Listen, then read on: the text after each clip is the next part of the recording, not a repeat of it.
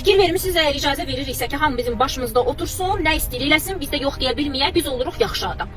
Yəni cəmiyyətdə sanki o özünə zərərli, insanın özünə zərərli ola biləcək davranışlar ki var, onlar yaxşı adam kimi marketinq olunur bizə. Sanki bu brendləşdirilir. Kimsə yox deyə bilmirsə, davamlı hə deyə bilirsə, davamlı hamıya kömək edirsə, davamlı hamıya özündən qurban verirsə, davamlı özünü fəda eləyirsə, bu insanlara cəmiyyət yaxşı adını verir. Və o yaxşı qızdır, yaxşı adamdır, yaxşı xaladır, yaxşı dayıdır adı verdiğimiz adamlar var. Fikir verirsinizmi ki, onların öz həyatları necə bərbaddır? O insanlar öz həyatlarını yaşaya bilmirlər, o insanlar tez-tez xəstələnirlər, o insanlar çox zaman da kökdürlər, yəni çəki alırlar.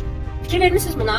Və cəmiyyətdə pis adı verilən şeylər ki var, yox deyir, davamlı sərhədlərini qoruyur, lazım gəlsə kimlənsə konfliktə də girir, lazım gəlsə kimsə köməksiz də qoyur, əgər belə lazımdırsa. O insanlara isə cəmiyyət nə adı verir? Pis adı verir. Və o pis insanlar var ki, davamlı yox deyə bilir, davamlı, hətta kimsə borc istəyəndə deyir, get başımdan, lazım deyil, mən belə şeylərə qoşulmaq istəmirəm və s. O insanlara pis adı verir, amma baxırıq ki, o insanlar çəki ilə bağlı problemi də yoxdur. O insanlar həyatını da qəşəng yaşayır, tətilə də gedir, ailəsində də xoşbəxtdir, hər şey öz üçün öz həyatını qurub, rahat da yaşayır. Bax, biraz düşünməyimiz lazımdır əslində ki, cəmiyyətdə insanlar niyə özünə sərf edən şeylər ki var, onlara yaxşı adını verir. Fərqi yoxdur, qarşımdakı insan özündən parçalar da ayırıb verirsə, qolunu qanadını sındırıb da mənə verirsə, biz fikir vermirik ki, o insanın nə qədər ziyandır bu. Amma biz bunu yaxşı adı altında, bunu belə marketinq eləyiblər də bizə.